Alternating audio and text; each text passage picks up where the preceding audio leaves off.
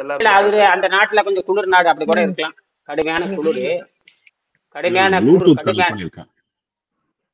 இல்ல பரவாயில்ல ப்ளூடூத் பரவாயில்ல கனெக்ட் பரவாயில்ல. பண்ணியிருக்கேன். சரி சரி சரி சரி. இன்னைக்கு கூட இவர் சுந்தர் பொறியாளர் சுந்தர்கிட்ட பேசினேன். கடுமையான சக்கரை நோயாளிங்க ஐயா சுந்தர். ஒரு வீடியோ போட்டிருந்த பாத்தீங்களா இல்லையா? வேகமா குணமாயிட்டு வருது ம். இப்போ. கடுமையான அது இப்போ கடுமையான நோயாளிகள்லாம் எவ்வளவு வேகமா குணமடைகிறாங்க பாருங்க. ஒரு ம். பொறியாளர் இப்ப நம்ம கேசவன் ஒரு பொறியாளர், அவருக்கும் கால் புண்ணு இருக்கு, நல்லாயிட்டு வருது. அவர் 76 77 வயசு. 77 வயசுல ஒருத்தர் செய்யறாங்க ரவி, அவருக்கு போய் புண்ணும் நல்லா இருக்குதுங்க ஐயா. பார்த்தேங்க, பார்த்தேன். நல்லா ப்ராக்ரஸ் பண்றது. அது போக இப்ப காலையில ஒரு வீடியோ போட்டிருக்கேன் பாருங்க. இப்போ 2 நிமிஷம் தான் இருக்கும். அவர் சுந்தர்னு பேரு, சுந்தர். அவர் வந்து அரசு பொறியாளர். இப்ப பண்றார். இப்ப அவர் கார்ல போயிட்டே இருக்காரு, கூப்பிட்டு வண்டியை நிறுத்தி பேட்டி கண்டேன்.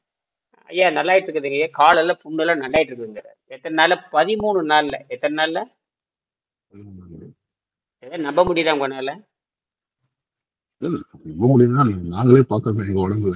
இப்போ என் உடம்பு ஒரு 8 9 கிலோ குறைச்சேன்னா ஒரு 9 கிலோ உடம்புல இருந்து வெயிட் குறைஞ்சு எவ்வளவு நல்லா இருக்கும் நானே ஃபீல் பண்றேன். அதான் இதாங்க ஐயா பரிணாம அறிவியல். இது ஒரு சாதாரண விஷயத்த எல்லாரும் கோட்டை விட்டாங்களேன்னு வருத்தமா இருக்கு. 2000 வருஷமா கோட்டை விட்டா என்னது ஒரு சின்ன விஷயம். என்னது ஒண்ணுமே இல்லை. இது என்ன பார்த்து ஆராய்ச்சி பண்ணி பார்த்தா, இயற்கையாகவே அந்த பசி தாகத்தை கட்டுப்படுத்திட்டு ஒரு தண்ணியோ ஒரு பழச்சாறு சாப்பிட்டு, அதாவது அகத்தூய்மை தான் நடக்குது. இது ஒண்ணுமே இல்லை. அகத்தூய்மை நடக்கிறப்ப டாக்டரா மாறுதுங்கிறதா விஷயமே. என்ன நடக்குது? டாக்டர் இது அந்த பன்னிக்குட்டி எனக்கு இன்னைக்கு காலையில கடுப்பு தான். இந்த பன்னிக்குட்டி பயிலுக ஒருத்தன் கூட கண்டுக்க மாட்டாங்களான்னு கேக்குறேன். என்னடா இவ்வளவு மானங்கட்டு போயிருக்கிறானுங்க, அதுதான் புரிய மாட்டேங்குது. அதுதான் அந்த மேற்கு நாட்டவர்கள் பண்ற அயோக்கியத்தனம் பண்ண ஆராய்ச்சினால உலகமே அந்த பன்னிக்குட்டி பயிலுங்கிற அவன் அறவேக்காடுன்னு அர்த்தம். யாரு அறவேக்காடு? அப்படின்னு சொல்ல முடியாதுங்கய்யா. அவங்க சூழ்நிலை வேற. பட் இருந்தாலும் நம்ம நாட்டிலேயும் மக்கள் இப்ப மாறிட்டு தானே இருக்காங்க. நம்ம நாட்டு மக்களே அதுதான் சொல்றேன். இவன் நம்மளுடைய அரைகுறை அறிவுக்கு காரணமே இவன் எடுத்துக்கொண்ட ஆராய்ச்சி முறைதான காரணமே. நம்மளுடைய அரைகுறை அறிவு காரணம் யாரு கேக்குறீங்க? நம்மளுடைய அரைகுறை அறிவு காரணமே மேற்கு நாட்டவர்கள் எடுத்துக்கொண்ட ஆராய்ச்சி முறைதான காரணம். அப்ப நாமளே அறிவு கட்டு போய் தான் இருக்கிறோம். புகுது இந்த தப்பான ஆராய்ச்சி முறை, இந்த மெத்தடு நம்மளே இங்கேத்துல முட்டாளாக்கி விட்டு போயிட்டான். பைத்தியக்காரன் ஆகிட்டான். முட்டாளாதானே ஓகே, பைத்தியக்காரன் ஆகிட்டு போயிட்டான். பைத்தியக்காரன் ஆக்கி விட்டான். என்னது முட்டாளாதானே பைத்தியக்காரன் ஆகிட்டு போயிட்டான். நல்ல வேலை வெங்கடேசனுக்கு ஒரு ஞானி வந்தங்காட்டி இரியன் தப்பிச்சார். புரியுதுங்களா? இல்லட்டா நீங்களே எந்த நாட்டிலே உட்காந்து எந்த மூலையில உட்காந்து இது பாரு, தயானந்த் எங்க ஆந்திரால உட்காந்துருக்க, நீங்க எங்க சிங்கப்பூர்ல உட்காந்துருக்க, அவர் என்ன பஹ்ரைன்ல உட்காந்துருக்க, நீங்க டென்மார்க்ல உட்காந்துருக்கிறீங்க, எங்க உட்காந்துருக்கிறீங்க நீங்க? நான் ஒரு வீட்டுக்கு உட்காந்து பேசிக்கிட்டு இருக்கேன். இந்த விளையாட்டா எவ்வளவு தவிர நம்ம வந்து மனிதனை கேவலமா நினைச்சிருக்கான் பாருங்க இந்த பரதேசி பயிலுங்க. என்னதான் சொல்றது? என்ன சொன்னாலும் தகுங்க. கையவரனை தான் சொல்லணும். என்னது முட்டாள்களை முட்டாள் தான் சொல்லணும். முட்டாள்களை நல்ல வேலை முட்டாளன் தான் சொல்லணும் ஐயா. அவனை போய் என்ன போய் நல்ல ஒண்ணு மட்டும் சொல்லலாம். அந்த அறுவை சிகிச்சையில மட்டும் ஏதோ அவன் பண்றான். என்னது அறுவை சிகிச்சையில அறுக்கிறான், ஒட்ட வைக்கிறான், அதோட முடிச்சுக்கலாம். அறுவை சிகிச்சை பண்றான், ஒட்ட வைக்கிறான். அந்த அறுவை சிகிச்சை பண்ணி ஒரு 10 நாளைக்கு அவன் ஆபரேஷன் பண்றான், முடிச்சு. அதுக்கப்புறம் உடம்பு தானாக குணமாகுது. அவனா குணமாக்குறான். எல்லாமே நேச்சுரல் நடக்குது. எல்லாமே நேச்சுரலா நடக்குது. இதுல போய் என்ன இதுக்கெல்லாம் பிகச்சிட்டு கொடுக்குறானுங்க இந்த கிறுக்கு பயலுங்க. அவன் நோன்புனால ஆரோக்கியம் வருது அவன் கண்டுபிடிச்சிட்டு போனான். அதை பத்தி யார்? நோன்பினால் ஆரோக்கியம் வருது, நோன்பினால் மைட்டோகாண்ட்ரியா எனர்ஜி கிரியேட்டருங்கிறான். மைட்டோகாண்ட்ரியா என்ன கிரியேட்டர்? எனர்ஜி கிரியேட்டருங்கிறான். எனர்ஜி கிரியேட் பண்ணுதுங்கிறான். எங்கடா எனர்ஜி கிரியேட் பண்ணுது? எங்க இருந்து எடுக்குது எனர்ஜிய? அந்த ஆகாயத்துல இருந்து எடுத்தாகணும். ஸ்பேஸ் ஆகாயம்னா எங்கேயும் மேல பார்க்க தேவையில்லை, சுத்தி இருக்கிறது ஆகாயம் தான். என்னது நம்ம சுத்தி இருக்கிறதால ஆகாய சக்தி. தோலுக்கு வெளியே இருக்கிற 1 மில்லிமீட்டர் இருந்து ஆகாயம் தொடங்குது. எங்க இருந்து தொடங்குது? தோல் மேல் தோல் 1 மில்லிமீட்டர்லயே ஆகாயம் தொடங்குது. இது யாராவது புரியுதா உங்களுக்கு? யாராவது புரிஞ்சிருக்க வேண்டும். சரி, ஆகாயம் வெளியே மட்டும் தான் இருக்குதா? இது நான் கேக்குறேன், ஆகாயம் வெளியே மட்டும் தான் இருக்கா? இது புரிஞ்சா சரி. அந்த முட்டாளுக்கு பண்ண வேலை இது ஒரு புரிதல் தப்பாயிடுச்சு. இதனால் வரைக்கும் இந்த பஞ்சபூத தத்துவத்துல 4 தத்துவத்தை தான் எங்க அறிவுக்கு எட்டுச்சு. ஆகாச தத்துவம் எட்டல. அது அந்த நீங்க இப்போ மண்டை அடிச்சிட்டு இருக்கீங்க ஏதோ ஆஹ் மண்டையில். மலையில அடிப்பை. இதுதான் நேற்று கூட பஞ்சபூதத்தை பத்தி பேசும்போது ஆகாசலிங்கன்னு இவர் சொன்னாரு. கோட்டை விட்டானுங்களே முட்டாங்களே அப்படின்னு. கடைசியில் எங்க போய் நிக்குதுன்னு கேட்டேன், பரகாயத்துல போய் நிக்குது. அதாவது வெட்ட வெளிது என்ன மெய் வெட்ட வெளின்னு தெரியுங்களா. இப்ப வந்து யூனிவர்ஸ்னு சொன்னால கூட அங்க அங்க கேலக்சி இருக்குது. யூனிவர்ஸ் சொன்னா கூட அண்டங்கள் இருக்குது. அதெல்லாம் அதுக்கப்புறம் ஒண்ணுமே இல்லாத இடம் இருக்குது. என்னது? அதைத்தான் இவன் வெட்ட வெளிங்கிறான். ஒண்ணுமே இல்லாத இடம் அதுதான் நாம. நம்ம உடம்புல கேப் மட்டும் பாத்தீங்கன்னா நம்ம உடம்புல கேப், அது இடைவெளி எவ்வளவு தெரியுமா இருக்கு தெரியுங்களா? 99.9999 போட்டா போறான். இதுதான் வெட்ட வெளிங்கிறான். அப்ப புள்ளி வச்சு அப்படி 50 சைபர் போட்டு ஒண்ணு போடுங்க, புள்ளி வச்சு 50 சைபர் போட்டு ஒண்ணு சொல்றீங்களா, அதுதான் நம்ம டென்சிட்டிங்கிறான். வெக்க கேடா இருக்கு அப்படின்னு மொத்தமாவே இந்த வேக்குவமை காப்பாற்றுவதற்கு தான் இந்த உடம்பு. அதாவது எதை காப்பாற்றுவதற்கு? வெற்றிடத்தை காப்பாற்றுவதற்காக இனியன்கிற ஒரு ஃபிகர், அவ்வளவுதான். அதாவது எப்படின்னா இந்த காளி பானைன்னு வச்சுக்கலாம். என்ன பானை? காளி பானை. ஆமா, அந்த பானையோட மேல் பகுதியை மட்டும் பேசிட்டு இருக்கிறீங்க. பானையோட குண்டா இருக்குது, அது சிகப்பா இருக்குது, அது மண்ணுல செஞ்சது, புடலங்காய் செஞ்சது பேசி உள்ள ஒண்ணும் இல்லை. அதுதான் வெற்றிடம்னு பேரு. அந்த வெற்றிடத்தை தான் நாம பேசிக்கிறோம். இப்ப வேக்கம் கிரியேட் ஆகுது. என்ன கிரியேட் ஆகுது? நாம நீங்க கிளீன் பண்ண பண்ண பண்ண பண்ண அது சப்த நாடி ஒடுங்குது. அதாவது நீங்க நீரை மருந்தாக அருந்த அருந்த ஆணவ அகங்கார மாய நொறுங்குது. என்னது? என்ன நொறுங்குது? ஆணவம் அகங்காரம் எல்லாம் ஒடுங்குது. ஒடுங்குதா இல்லையா? ஒடுங்குது. அப்புறம் இனியன் என்ன குரு ஆயிட்ட உடனே ஐயா குருவே வணக்கம் காலையில் வருஷம் ஐயா குருவே சனகையா நான் எங்கேயே குரு ஐயா நீ உங்க வீடியோ எல்லாம் பாக்குற எங்களுக்கு இப்பதான் மண்டையில ஏறுதுங்கிறான். அவருக்கு வீடியோ எல்லாம் பாக்குறேன், என்ன இந்த போடுறீங்க? அடைய ஐயோ 30 வருஷமா போட்டுட்டு தான் இருக்கேன் அப்படின்னு. இப்பதான் நீங்க பாக்குறீங்களா அப்படின்னு. நான் ஐயோ நேர்ல வந்திருந்தா இதை விட காட்சி வேணும். நான் இது குருகுல கல்வினா. அப்ப குருகுல கல்வினா இப்படி எல்லாம் இருக்குமா? ஆமா, பெஞ்ச கழட்டு மாடு மேய்க்கொண்டான்னு சொன்னேன். என்னது? மாடு மேய்க்கணும், கோமணத்தை துணைச்சு போறோம்னு சொன்னேன் நான். ஓ அப்படிங்களா? அப்படி அதுதான்டா குருகுல கல்வி. அதெல்லாம் அது வந்து 5 வயசுல சேர்ந்து 17 வயசுல பண்ணணும், 5 வயசுல சேரணும், 17 வயசுல வெளியே போக. இப்படி 7.25 வயசு ஆயிட்டு உங்களுக்கு என்ன பண்ண முடியும் நான் கேட்டேன். நீங்களே இல்ல 7.25 வயசு ஆயிட்டீங்க, எப்படியே குருகுல கல்வி சாத்தியம்? ஏதோ சொல்லி தரேன் அவ்வளவுதான். புத்தி இருந்தா புழைச்சிக்கோ அப்படின்னு. புத்தி இருந்தா கடுமையா சாடுவேன்னு சொல்லிட்டேன். எது என்ற சொந்த பிரச்சனை. என்னுடைய சொந்த வீடியோ, என்ற சொந்த காசு போட்டு நான் பேசிட்டு இருக்கிறேன். புரியுதா? இது என்ற சொந்த வீடியோ, என்ற சொந்த காசு போட்டு சொந்த நேரத்தை போட்டு நான் பேசிக்கிட்டு இருக்கிறேன். இது ஏதோ நான் படிச்சுங்காட்டி அரைக்குறையமா படிச்சுங்காட்டி ஏதோ புத்தகத்துல உண்மை இருக்குன்னு சொல்லிட்டு உளறிட்டு தெரியுறேன். ஏதோ உண்மை இருந்தா எடுத்துட்டு போய், இல்லாட்டா வராதுன்ட்டு. சரி சாமி கடவுளே நீ காப்பாதுங்க வாடா அப்படின்னு. அது பக்கத்தால இங்கிருந்து மணச்சநல்லூர்னு ஒரு ஊர், இங்கிருந்து ஒரு 13 கிலோமீட்டர் காலையில வரேன். வரும்போது நல்லா எல்லாம் தூக்கிட்டு வாடா, நல்ல காய்கறி கீரி பழங்களை எல்லாம் ஒரு 2000 ரூபாய்க்கு வாங்கிட்டு வாடானு. எல்லாம் வாங்கிட்டு வரேன் சாமின்ட்டாவன். அவனுக்கு எதாவது பனிஷ்மெண்ட், சாமி எதாவது வேணுமா சாமினா, என்னென்ன இருக்குது எல்லாம் 6,000 கிலோ வாங்கிட்டு வரேன்ட்டேன். உனக்கு என்னென்ன தெரியுமோ அதெல்லாம் என்ன வாங்கிட்டு வர சொல்லிட்டு 6,000 கிலோ போ. என்னன்னு சாமி உனக்கு என்ன தெரியுதோ, பச்சை மிளகா கூட 1/2 கிலோ. நான் என்ன சொன்னேன் அவங்ககிட்ட விளையாட்டா, உனக்கு பச்சை மிளகா 1/2 கிலோ தெரியுமா, அதை வாங்கிட்டு வந்துட்டேன் நானு. கருவாடு 1/2 கிலோ தெரியுமா, வாங்கிட்டு வா. என்னமோ வாங்கிட்டு வர அப்படின்னு. என்னமோ வாங்கிட்டு வர. அது என்ன குருதட்சிணை? என்ன குருதட்சிணை? இதுதான் குருதட்சிணை எதுவா வாங்கிட்டு வாடா அப்படின்னு. நான் யாருக்கோ கொடுத்துட்டு போறேன். 100க்கு 98 எனக்கு சம்பந்தம் இல்லாத வாங்கிட்டு வர போறேன். அது தெரிஞ்சு போச்சு எனக்கு. 100க்கு 98 எனக்கு சம்பந்தம் இல்லாத வாங்கிட்டு வர போறேன். அது நல்லா தெரியும். அவன் என்னை பாக்குறதுக்கு 4-5 நாள போன் பண்ணிட்டே இருக்கேன். நான் சொன்னேன், நான் பெரிய ஆள் கிடையாது, நான் சாதாரண யூடியூப்ல வா, கூகுள்ல வா, என்னை பாதி பேசு, புத்தகத்தை வாங்கி படிச்சுட்டு அங்கேயே இருந்து என்னை பார்க்காதுன்னு சொன்னா நச்சரிச்சுட்டே இருக்கேன் நாடு. இதுக்குள்ள நான் ஒன்றும் பண்ண முடியும். செலவு நான் சொல்றேன், என்னை பார்க்க முடியாது, செலவாகும் வராத அப்படின்னு சொன்னா கேட்க மாட்டேங்கிறான். நான் என்ன பெரிய ஆள் மாதிரி நினைச்சுக்கிட்டு இருக்கேன். நான் பெரிய ஆளா அப்படிலாம் ஒண்ணு, சாதாரண ஆள். அவனுக்கு நோய் நீங்கிறதுனால அவன் என்னை பெரிய ஆளுங்கிறான். என்னன்னா அவனுக்கு நோய் நீங்கிறதுனால நான் பெரிய ஆள் அப்படிங்கிறான். அது நான் பண்ணலப்பா, அது இயற்கையை தான் பண்ணுது. அது நான் பண்ணவில்லை. அது உன்னுள் இருக்கிற இயற்கையும் உன்னுள் இருக்கிற சிறப்பு தன்மையும் தான் உன்னை குணமாக்குறதே தவிர இது என்கிட்ட ஒண்ணுமே கிடையாது. உனக்கு நான் பட்டினி போடுறேன், உணவை சுருக்க சொல்றேன். அப்புறம் இதுல எப்படி நான் வந்து பட்டினி போடுறேன், உணவு சுருக்கிறப்ப உனக்கு டாக்டரா மாறுது. வேணும்னா சைவ உணவு சாப்பிட்டுக்கன்னு சொல்றேன், வேணும்னா தண்ணி குடிச்சுக்க, சைவ விட்டு சாப்பிட்டே இருந்தீங்கன்னா சரியா போன்னு சொல்றேன். அதுதான் சாமி ஆச்சரியமா. இது வரைக்கும் நான் வந்து எத்தனையோ கோயிலுக்கு போயிருக்கிறேன், என்னமோ பண்ணியிருக்கிறேன். சிம்பிளா சொல்றீங்களா அப்படின்னா சிம்பிளா தாயே இருக்கும் அப்படின்னு நான் சொன்னேன். எப்படி இருக்கும்?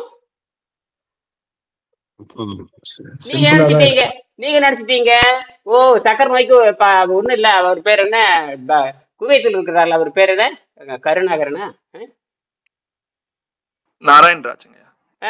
நீங்க நினைச்சிட்டீங்க ஓ சக்கரை நோய் குணமாக்கறதுக்கு 1 கோடி ரூபாய் செலவாகும்னு நினைச்சிட்டு இருக்கிறீங்க. அப்படித்தானே? அப்படித்தான் சார் செலவு பண்றாங்க எல்லாருமே. ஆமா அப்படித்தானே? ஆமாங்க. குறைஞ்சபட்சம் அமெரிக்காவில் $10,000 இல்லாம இன்னைக்கு சக்கரை நோய் ட்ரீட்மெண்ட் பார்க்க முடியாது. குறைஞ்சபட்சம் $10,000 எவ்வளவு? ஆமா, $10,000 இல்லாம காசு.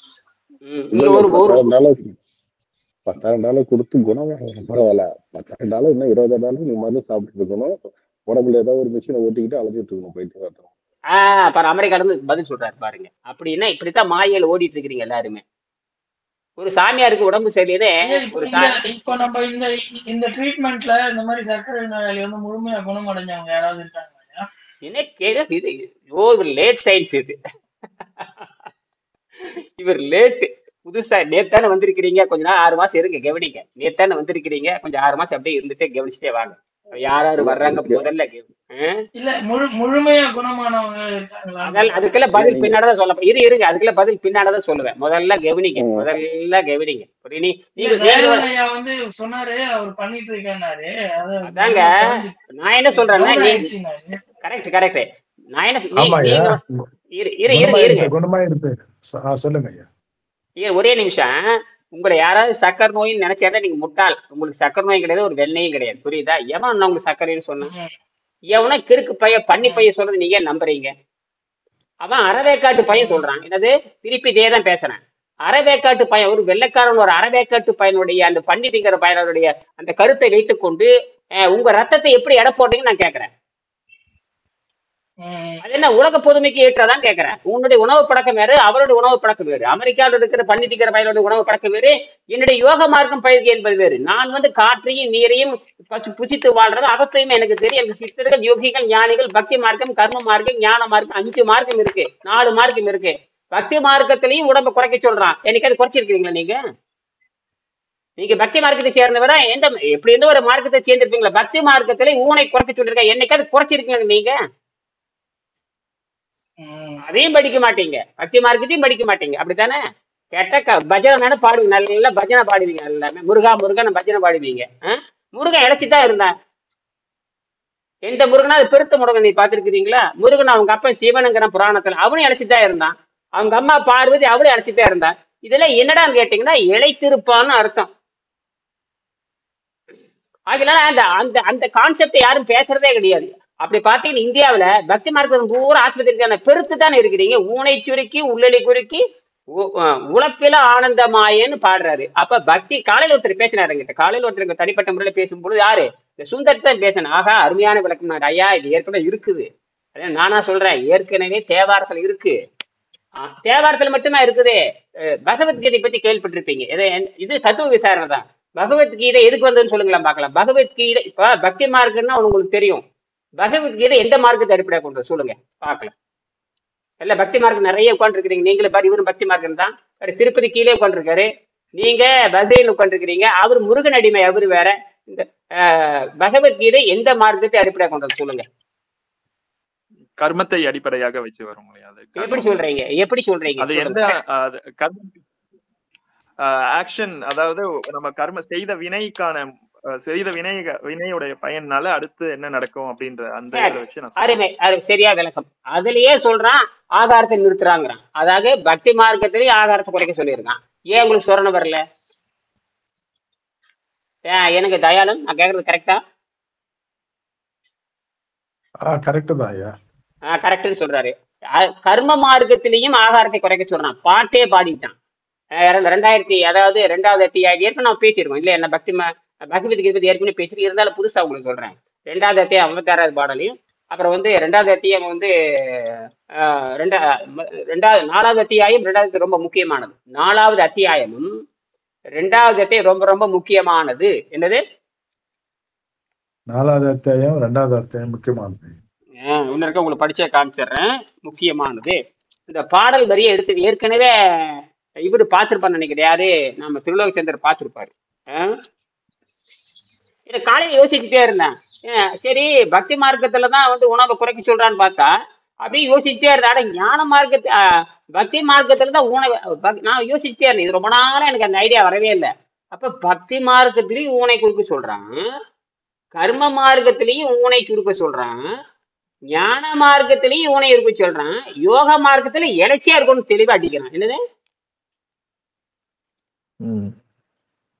அப்படின்னா ஊனை சுருக்கிறதுக்கான வழி என்னன்னு காட்டு. ஊனுன்னு ரெண்டு அர்த்தம் இருக்கு, சொல்லுங்க பார்க்கலாம். தயாளன், உங்களுக்கு ஒரு கேள்வி. நீங்க கூட சொல்லலாம். ஊனுன்னா ரெண்டு அர்த்தம் இருக்குது, சொல்லுங்க. ஊன்னா என்ன? ஊன் ஊன் ஊனுன்னா உடம்பாய்யா. அப்படியும் அர்த்தம் இருக்கு. இன்னொரு ஊனு ஊனு கழிஞ்சோம்பா, ஊனு கழிஞ்சோ அப்படிம்பா கேரளாவுல. சாப்பாடு ஐயா. அதுக்கு அதுக்கு இது யாராவது விளக்கம் சொல்லியிருக்காங்களா? சரி, அப்ப ரெண்டு ஊனா பிரிக்கலாம். அதாவது உடம்பை அடிப்படையாக கொண்ட ஊனுக்கும் அர்த்தம் இருக்கு, விதையை அடிப்படையாக கொண்ட ஊனு. விதைன்னு என்ன? விதைன்னு என்னங்க சொல்லுங்க, உங்களுக்கு தெரிஞ்ச விதை ஒன்று சொல்லுங்க, உங்களுக்கு தெரிஞ்ச விதை.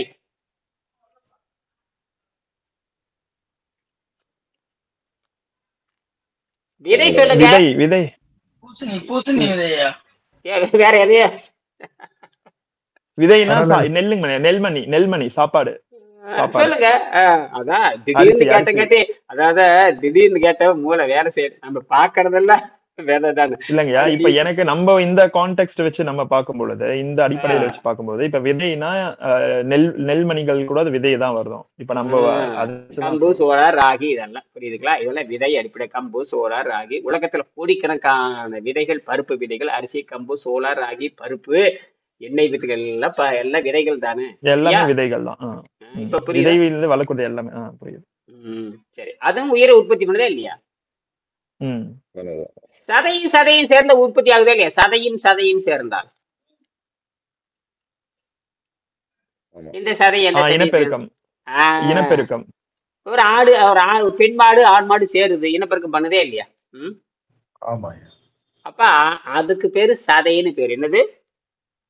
சதை. சதையை தின்னாலும் கேடு வரு. இதுக்கு பேர் என்னது? விதயத்தினால கேடு வருது, சதயத்தினால கேடு வருது. இங்க நான் இந்த தலைப்பு இன்னைக்கு போட்டுடலாமா அவனுங்களே? சதையை தின்னாலும், இன்னைக்கு போட்டுற தலைப்பு தான் தலைப்பு. சதையை தின்னாலும் கேடு வரும், விதையை தின்னாலும் கேடு வரும்னு போட்டுடலாமா? தலைப்பு தான் இன்னைக்கு தலைப்பு. சரியா? இந்த மாதிரி வித்தியாசமா சிந்திக்கணும். இந்த மாதிரி எப்படி சிந்திக்கணும்? சதை விதை. அப்ப எந்த விதையை சாப்பிட்டாலும், இப்ப பூசணி விதையை நான் சாப்பிடுறேன், மரணம் நிச்சயம். மரணம் நிச்சயம், அவ்வளவுதான். ஒரே பரி மரணம் நிச்சயம். அப்ப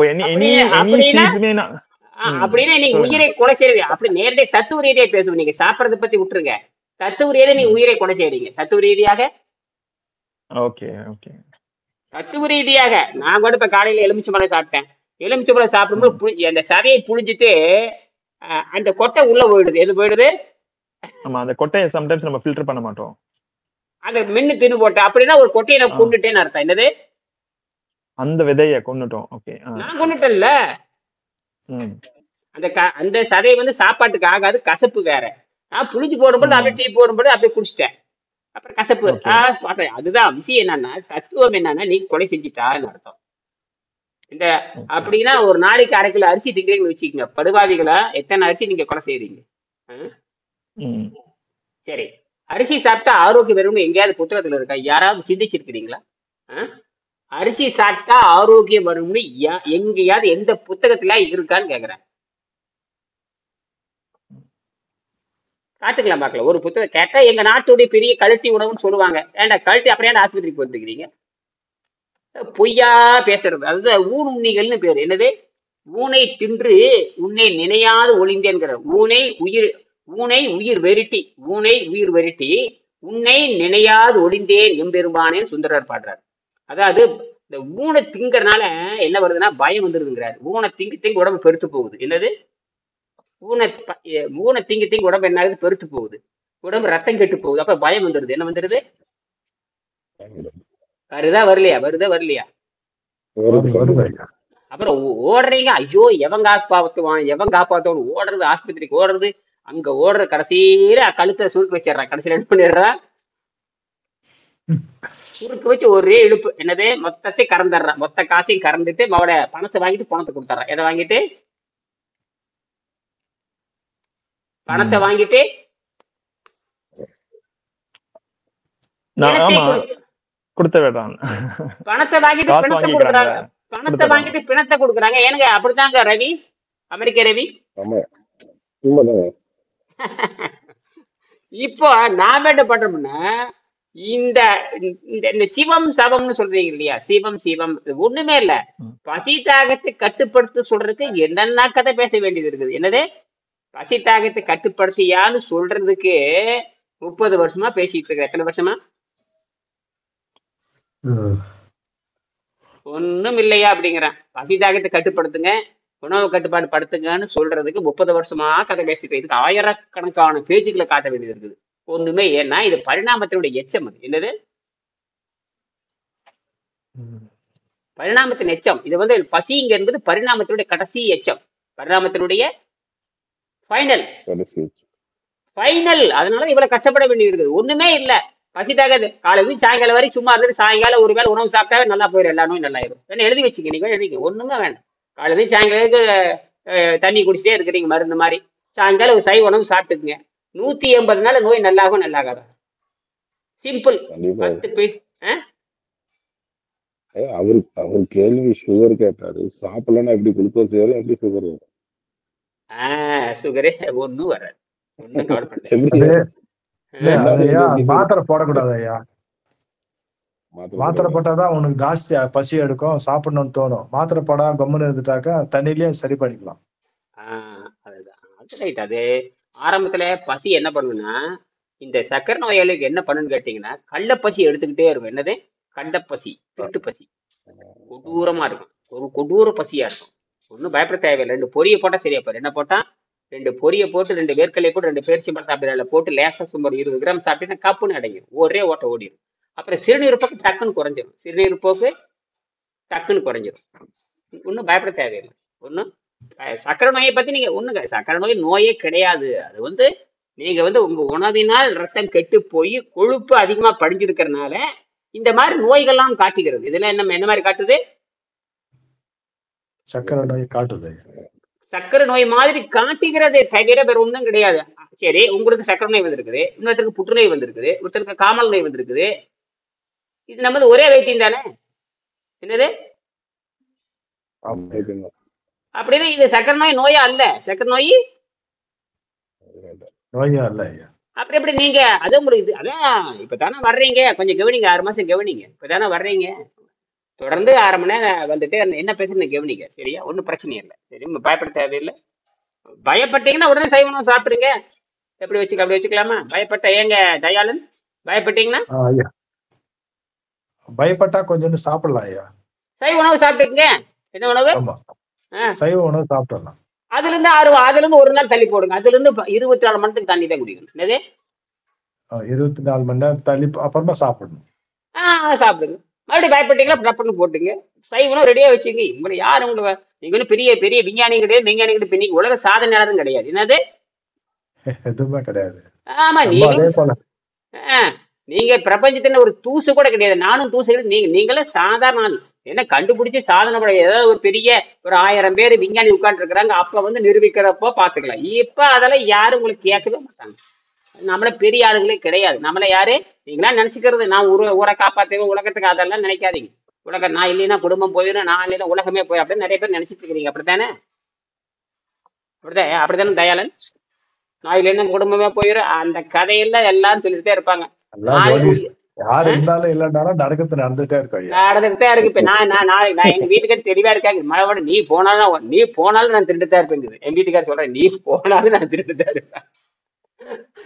அதனால கவலைப்படுறது யாரும் கிடையாது. நீங்க நினைக்கிறீங்க ஐயோ அப்படி போயிரு, ஒண்ணும் நடக்காது. புரியுது? நம்மள பெரிய ஆளுங்களே கிடையாது.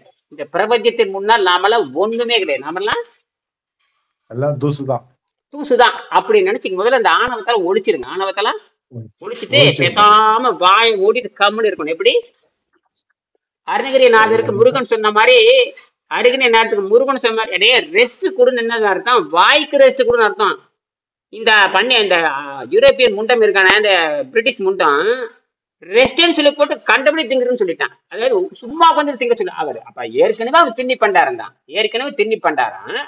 சும்மா இருக்கிறப்ப நிறைய தின்றுட்டான். என்னடா கொடுமையா, ஏற்கனவே தின்னு கெட்டு போய் கிடக்குறான், ரெஸ்ட் கொடுன்னா எதுக்குடா ரெஸ்ட் கொடுக்கணும்னு ஒண்ணும் புரியல. எது வாய்க்கு ரெஸ்டா இல்ல அசையாம இருக்கிற ரெஸ்டா?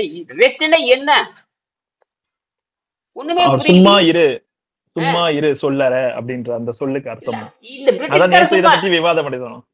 நேத்து இத பத்தி விவாதம் பண்ணிட்டு இருந்தோம் நானும். வாய ரெஸ்ட்னு சொன்னா, வாய்க்கு ரெஸ்ட்னு சொன்ன, வாய்க்கு ரெஸ்ட் அவனால போட முடியாது. யாருக்கு போட முடியாது? அவனுக்கு அந்த புலன்களை தாண்டாதவன் யாரு? இப்போ நீங்க பூராமே பிரிட்டிஷ்கார ரிப்போர்ட் தான் கையில் வச்சிருக்கீங்க. எந்த ரிப்போர்ட் வச்சிருக்கீங்க? எல்லாரும் பிரிட்டிஷ்கார ரிப்போர்ட்டை கையில் வச்சுக்கிறீங்க. எந்த யார் ரிப்போர்ட்டை கையில் வச்சுக்கிறீங்க? ரிப்போர்ட்ஸ்மே அவங்கள ரிப்போர்ட்ஸ் தான். பிரிட்டிஷ்காரன் கையில ரிப்போர்ட் வச்சுட்டு என்னைய கேள்வி கேட்கறீங்க, புரியுதா? சரி, இந்த யோக மார்க்கத்தை சுத்தப்படுத்துகின்ற பொழுது அழுகி போன சாதம் மட்டும்தான் கரையும் சொல்றான். அழுகி போன சாதை கரைகின்ற பொழுது 3வது நாளில் இருந்து ஆரோக்கியம் கிடைக்கும் சொல்றான். அதே மாதிரி நடந்துட்டு இருக்குது. அது எப்படி 30 வருஷமா கால அழுகி போன புண்ணு 13வது நாள்ல செகப்பா மாறு? ரத்தம் உடனடி செகப்பா எப்படி மாறுது? ஒண்ணுமே கிடையாது. அந்த கார்பன் உடனடியாக உடம்பு வெளியேற்றுறது, சிறுநீரமெல்லாம் வெளியேற்றுறது. ஏத்துல உடனே அடுத்த வினாடி உடம்பு ஆக்சிஜனும் நைட்ரஜனும் சர்ன்னு ஏறிடுது. என்ன ஏறிடுது? Oxygen, hydrogen, nitrogen. அது பேர் நைட்ரிக் ஆக்சைடுன்னு சொல்லுவாங்க. என்னது? Nitric oxide. அது ஒரு மெட்டீரியல், புரியுதுங்களா? அது எப்படின்னா, இந்த வயிற்றுக்கு ஓய்வு கொடுக்கறப்போ, உதாரணத்துக்கு பானை நிறைய தண்ணி இருக்கு. அந்த பானையில இருக்கிற தண்ணி எடுக்கிறீங்கன்னு வச்சுக்கோங்க. பானையில இருக்கிற தண்ணி எடுத்துட்டா தானாவே ஒரு பொருள் உள்ள போய் நிரப்பிங்க. அது எது சொல்லுங்களேன் பாக்கலாம். பானை நிறைய தண்ணி இருக்கு, காற்று நீங்க செலுத்துறீங்களா? அதுவே போயிருதா? அது இஷ்டமா போகுது ஐயா. தண்ணி வெளியே வந்தா காத்து உள்ள போயிடுது. அதேதான் இங்கே நடக்குது. அதேதான் உள்ள இருக்கிற கார்பன் இப்ப நீங்க அவருக்கு 24 மணி நேரம், நாராயணனுக்கு 24 மணி நேரம் ஓய்வு கொடுத்தாச்சு. எத்தனை மணி நேரம்? 24 மணி நேரம். இப்ப எத்தனை மணி நேரம் ஆச்சு நாராயணனுக்கு? நேத்து தானே தொடங்கினாரு. மயக்கம் கிருகிரு மயக்கம். ரைட். இப்ப எத்தனை மணி நேரம் ஆயிருக்கு? நேத்து நைட் 8 மணிக்கு ஸ்டார்ட் பண்ணாங்க. இப்ப சாயங்காலம் 4 மணி 12:30 3:30 சரி, 6 மணிக்கு சாப்பிட்டுருங்க. நோன்பை முடித்துக் கொள்ளுங்கள். 6 மணிக்கு சாப்பிட்டுங்க, நோன்பை முடிச்சிருங்க. மயக்கம் கிருகிரு சூர் ஏதாவது இருக்கா? இல்ல, அந்த மாதிரி எல்லாம் எதுவும் இல்லைங்க. ஏன் வரலையா? ஐயோ சக்கர நோய் இருங்க. ஐயோ சக்கர நோயில மயக்கம் வந்துருமே, சாப்பிடலன்னா மயக்கம் வந்துருமே. இதெல்லாம் எங்கேயா போச்சு? இதெல்லாம் உலகமே கதறுது. ஐயோ ஐயா, மாத்திரை எதனா போட்டீங்களா இப்போ விரதம் இருக்கிறப்போ? இல்ல இல்லைங்க ஐயா. நான் டேப்லெட்ஸே போடக்கூடாது. அதான் சொல்றேன். சாப்பாடு எடுக்கலன்னாக்கா டேப்லெட்ஸே போடாதீங்க. சுகர் நல்லா ஆயிடும். போட்டாதான் உங்களுக்கு இன்னும் மயக்கம் வந்துடும். லோ சுகர் ஆயிடும் போட்டாதான். ஏன் வரலன்னு கேக்குறேன். இது வரைக்கும் ஐயோ உங்க வீட்டுக்காரையில கத்திட்டு கிடந்தாங்களே, ஏன் வரல? உங்களுக்கு ஏன் மயக்கம் வரல, கிருகிருப்பு சோறு வரல? இப்ப உங்க 6 மணிக்கு நீங்க சாப்பிட போறீங்க. ஃபுல் கட்டுங்க. எவ்வளவு முடியுமா சாப்பிட்டுங்க, புரியுதா? எவ்வளவு முடியுமா சாப்பிட்டுங்க. அப்பளம் இப்பெல்லாம் ஊருக்கா லொட்டு லொசுக்கு எல்லாம் வச்சு அட்டி, பாயசம் கூட வச்சு அட்டிங்க. யாரும் ஒண்ணு கேட்க போறது இல்லை. மாத்திரை போட்டதான் வந்து சுகர். மாத்திரை போடலன்னு சுகர் வராது. ஏன்னா மாத்திரை போட்டீங்க ஆசிடிட்டியா மாறிடும். என்னவா மாறிடும்? அசிடிட்டியா மாறுது. அவனை கொண்டு எடுத்துறவங்கள. என்னது? அதுதான் சுகர் வருது. அதான் அந்த யூரின் ட்ராக்ல வந்து அந்த இன்ஃபெக்ஷன் கிளியர் ஆகல. அது ஒரு மன உளைச்சல் ஆயிருச்சு. உடம்பே அசிட்டி உடம்புங்க. உங்க உடம்பே அமில உடம்பு. என்னது? அமிலம் என்ன பண்ணும்? அமிலம் என்ன பண்ணும்? இருங்க, யாரு சைடு யார பேசிட்டே இருக்காங்க. உங்க அமைதியா இருக்கு சொல்லுங்க. அவங்கள வகுப்பு நடப்புற எதுவும் பேசக்கூடாதுங்க. தயவு செய்து யாரும் பேசாதீங்க. இந்த மாணவர்கள் மட்டும் இங்க இருங்க. தயவு செய்து அப்படி ஒதுங்கி எல்லாரும். இது வந்து குருகுல கல்வி. மண்டையை புரிய வைக்கிறதுக்கு பல ஆண்டுகளாக போராட வேண்டியது இருக்குது. மண்டையை உடைக்க வேண்டியது இருக்குது. கோபம் வருது எனக்கு. என்னது? சும்மா விளையாட்டுல எதனா பொழுதுபோக்க பேசுறது கிடையாது. இனிமேல் வரது சைலண்டா இருக்கணும். எல்லாருமே கவனிக்கணும். அது என்ன சொந்த விஷயம் பேசிட்டு இருக்கீங்க? குருகுல கல்வி சைலண்டா இருக்கணும். வனத்துல உட்காந்து சொல்லி கொடுங்க. நியாயப்படி பாத்தீங்கன்னா வனத்துல எங்க ஃபாரஸ்ட்ல உட்காந்து சொல்லி தரணும். எங்க உட்காந்து சொல்லி தரணும்? சொல்லுங்க, இது குருகுலக்குன்னு சொல்லிருங்க. குருகுலக்குள்ள பக்கத்தால யாரு கூட அப்படி இருந்தா வாய் விட்டு கம்முன்னு இருக்கணும். எப்படி இருக்கணும்? ஒண்ணும் இல்லையா, அப்போ போன் வச்சிருந்தாங்க, போனை கேட்டான் பையன். ஏன் இங்க வர்றாங்க, ஏன் சத்தம் போடுறாங்கன்னு கேக்குறேன். ம், இதெல்லாம் உத்தரவு, புரியுதுங்களா? உத்தரவு மீறி சொல்லி தர மாட்டாங்க, கட் பண்ணிடுவேன். புரியுதுங்களா? உத்தரவு மீறி கட் பண்ணி நீங்க ஆரோக்கியத்தை பத்தி எங்களுக்கு கவலை கிடையாது எங்களுக்கு. அடுத்த வினாடி உங்க அக்கௌண்ட்ல சரி பணம் சரி. திரும்பி வரும். அடுத்த வினாடி உங்க அக்கௌண்ட்ல பணம் திரும்பி வரும். அதை பத்தி நாங்க கவலைப்பட மாட்டோம். புரியுதா? என்ன தயாளன் சொல்றது சரியா? கரெக்ட் தான் ஐயா. கரெக்டா நடக்கணும். ஐயா நான் வந்து கவனிக்கிறேன் அப்படின்னு போனை நிறுத்திட்டு வாங்க. கவனிக்கிறவனுக்கு தப்பு கிடையாது. வகுப்பு நடக்குது, இது வந்து மைனூட்டா பேசுறது, இது வந்து சாதாரண விஷயம் இல்லை, அறிவு இல்லை, இது நுண்ணறிவை பத்தி பேசுறது. என்ன அறிவை பத்தி பேசுறது? கண்டிப்பா ரைட். கண்டிப்பா முன்னறிவு. நுண்ணறிவு. நான் சொல்லல, வள்ளுவர் சொல்றாரு நுண்ணறிவு. 3 நாலேஜ் இருக்கு. சாதாரண அறிவு, ஜெனரல் அறிவு, நுண்ணறிவு 3 இருக்கு. இப்ப முன்னாடி அதுதான் கடவுளுக்கு பேரு நுண்ணறிவாளர்னு பேரு. என்னது? கடவுளுக்கு பேரு வெறு அறிவன் பேரு, வாளறிவன் பேரு. காலையில கூட பேசினான். கற்றதினால் ஆய பயனன்கள் வாளறிவன் நற்றார். ஐயா, இனியன் வந்து இனிப்பா பேசுறது மட்டும் எதிர்பார்க்காதீங்க. புரியுதா? எனக்கு தேவை வெற்றி தான். நிச்சயம் எனக்கு தேவை வெற்றி தான். எனக்கு தேவை வெற்றி. வெற்றி. நீங்க யாரும் எனக்கு முக்கியம் இல்ல. எங்கிட்ட சேர்ந்துட்டா மண்டக்கட்டோடு கேவலமோடு எல்லாம் நீ வெற்றி அடைகிறதுக்கு நான் கத்திட்டு இருக்கிறேன். நீங்க கொடுக்குற பணம் எனக்கு எதுக்கு? எனக்கு நோபல் பரிசு எனக்கு கொடுக்க போறேன். நீங்க தயாளன் சக்கரமாய் குணமாயிட்டாரு, எனக்கு நோபல் பரிசு கொடுத்துட்டாரு கேளுங்க அவர்கிட்ட. இல்ல அந்த நாடு எனக்கு கூப்பிட்டு கொடுத்துச்சா? ஆந்திராக்காரன் கூப்பிட்டு எனக்கு ஐயா எங்க ஆந்திரா நாட்டுல எங்களை வந்து தயாளன் வந்து குணமாக்கிட்டீங்க அப்படின்னு முதல்வர் கூப்பிட்டு எனக்கு பரிசு கொடுத்தாரா? இது இருக்க தண்டூரை போட்டாரு. இல்லையா எனக்கு ஏதோ ஒரு 1 லட்சம் இப்ப சொத்து எழுதி வச்சாரு. ஒண்ணும் கிடையாது. என்னது? எல்லாத்தையும் புரியுதா? புரியுது புரியுது ஐயா. புரியுதுங்கய்யா. உண்மையை பேசணும். உண்மையை பேச வேணும். எல்லாருமே யாரா இருந்தாலும் உண்மையை பேசுவோம். காலையில நானும் இப்ப 25 வருஷம் பட்டினியோட தான் பேசிட்டு இருக்கிறேன். நானும் பட்டினியோட இருந்துதான் பேசி கொண்டு இருக்கிறேன். புரியுதா? அதனால கடவுள் என்னை கண்டு பயப்படணும். கடவுள் இருப்பாரையானால், கடவுளை நம்புறது இல்ல, கடவுள்னு ஒருத்தர் இருப்பாரையானால் என்னை கண்டு பயப்பட்டாக வேண்டும். என்னது? ஆமா ஐயா. பட்டினி போட்டு பாருங்க, கடவுள் நடுங்குவாருன்னு புராணத்துல சொல்றாங்க. பட்டினி போட்டா யாரு நடுங்குவாங்களாமா? கடவுளை நடுங்குவா அப்படின்னு புராணத்துல சொல்லுது. நான் சொல்லல, ஆதாரம் காட்டிட்டா. துர்வாச முனிவர்னு ஒருத்தர் இருக்கான், கதை பேசுற பாருங்க. அது துர்வாசன் ஒரு முனிவர் இருக்க தெரியுமா உங்களுக்கு? துர்வாசன் ஒரு முனிவன் புராணத்துல சொல்லுவாங்க. துர்வாசன் ஆமா ஐயா. அவன் எப்பவுமே பட்னியா தான் இருப்பானாமா. என்னது? பட்டினியா தான் இருப்பாரு. அவங்க முன்னாடி எந்த கடவுளும் போகாதான். என்ன எட்டி உதைப்ப, கடவுளையும் எட்டி உதைப்பாராம அவரு. அப்படித்தான் சொல்றாங்க. நான் சொல்லல. அவர்கிட்ட வேலை செஞ்சது குந்தி தேவி. அவகிட்ட அவ்வளவு கொடு, ஆனா அவர் பட்டினியாவே இருப்பாரு. எந்த கடவுளும் முன்னாடி போக மாட்டேன்னு புராணம் சொல்லுது. அப்படி போனா எட்டி உதைப்பாரு. இங்க எதுக்கடா பட்னி கிடக்கும், எதுக்கடா வந்திருக்கா பாராம? நீ நானும் பட்னியா இருக்கிறேன், என்ன எதுக்கடா பார்க்க வந்திருக்க? அந்த மாதிரி. புரியுதா? இது துர்வாசன் ஒரு முனிவன் இருக்கவே எடுத்து படி. இதுதான் புராண கதை, அவ்வளவுதான். எனக்கு அது நம்பிக்கை கிடையாது. அது உண்மையை அந்த புராண கதையில என்னன்னா, இந்த பட்டினி இருக்கவனை கண்ட கடவுள் பயப்படுவாங்கிறதுக்காக சொல்ல வர்றேன். நான் எனக்கு கண்டு யாரு பயப்படுறாங்க? என் வீட்டுக்காரே பயப்படுறது இல்ல. என் வீட்டுக்காரே பயப்படாத போது கடவுள் எங்க பயப்படுவாருங்கிறீங்க? போடா கண்டிங்க. காலையில பார்த்தேன் தண்ணி டேங்க் வாங்கி பாரு. இல்ல, அதாவது துர்வாச முனிவர்னு ஒரு இருக்காரு. அவரை கண்டு கடவுள் பயப்படுமாமா. ஆனா நான் பட்டினியா இருக்கிறது கண்டு என் வீட்டுக்காரி பயப்படுறது இல்ல. வேலைப்பா இருக்குது. அதாவது நானெல்லாம் பயப்பட மாட்டேன்னு சொல்றாங்க. கடவுள் தான் பயப்படுறத தவிர நான் எதுக்கு பயப்படுறேன்னு அப்படி இப்ப பச்சை மிளகா வாங்கிட்டு வாங்குறாங்க. காலையில போய் என்ன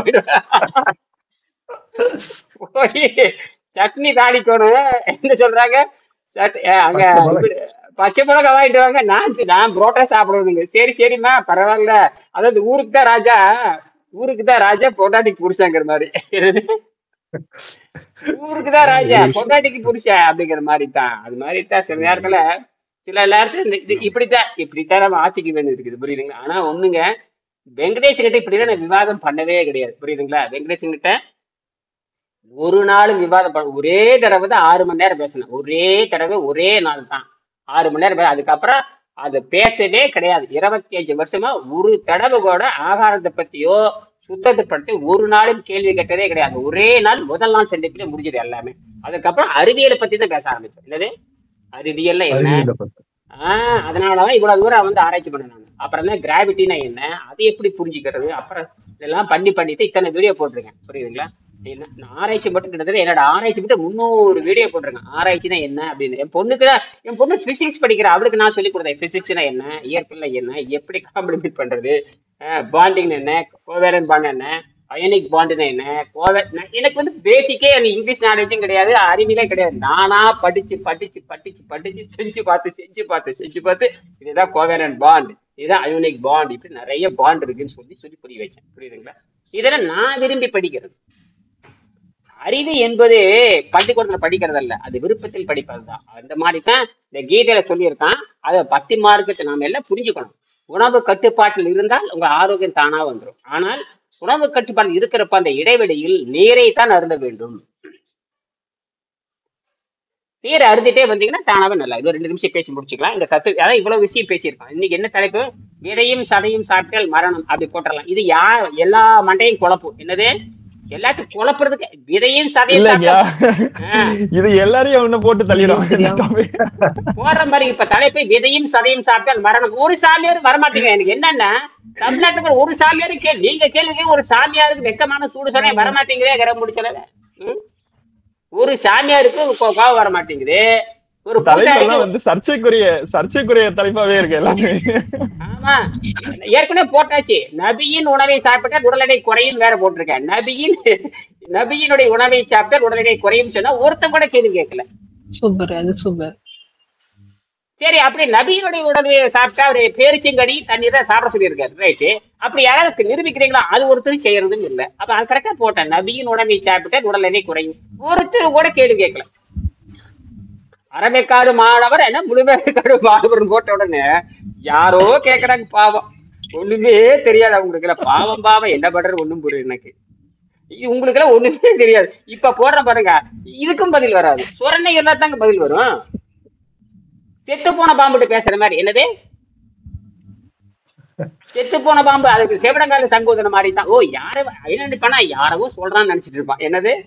ஓ, யாரவோ சொல்றான். அவன் யார சொல்றேன்னா இல்லங்கய்யா, இப்ப பாத்தீங்கன்னா இந்த வீடியோல நான் கூட சொல்லியிருக்கேன். அதாவது பூசணி விதைய சாப்பிட்றேன் நானும் சொல்லியிருக்கேன். அப்படி எடுத்துக்கிட்டீங்கன்னா இப்ப நீங்க என்ன சொல்றீங்க? விதையை சாப்பிட்டால் சதை விதை அப்படின்னு நீங்க சொல்றீங்க. அப்படின்னா விதையை கூட தான் நான் சாப்பிட்டுட்டு இருக்கேன். அப்படியே ஓகே, இதுல இருந்து நானும் விதையை சாப்பிட மாட்டேன் அப்படின்னா நீங்க என்ன சொல்றீங்கன்றது கிடையாது. யார சொல்றீங்களோ அவங்களுக்கு போய் அது அவங்களுக்கு சேரும். அவ்வளவுதான். நான் கூட எலுமிச்சை விதை கூட தின்னுருக்குன்னு சொல்றேன். இது வந்து எலுமிச்சை விதை நானே தின்னுருக்கேன். இப்ப எலுமிச்சை நானே ஜாவேன். அது உண்மையாலுமே ஆப்பிள் விதை வந்து எத்தனையோ சொல்றாங்க. ஆப்பிள்கள் 18 விதை 20 விதை சாப்பிட்டா இறந்துருவான்னு சொல்றாங்க. உண்மையான்னு பாருங்க. அது சயனைடு இருக்குதுங்கிறான். ஆப்பிள் விதையில சயனைடு பாருங்க. ஆப்பிள் விதையில சயனைடு இருக்கான்னு பாருங்க. அப்ப நாளைக்கு பார்த்து சொல்லுங்க. ஆப்பிள் விதையில வந்து சயனைடு இருக்குன்னு சொல்றான். என்ன இருக்குது? சயனைடு. ஆமா, எத்தனை 20 விதை 25 விதை சாப்பிட்டா செத்து போயிடுவான்னு எழுதியிருக்காங்க. அதுல பாருங்க, உண்மையான்னு பாருங்க. சரியா? ஆப்பிள் விதை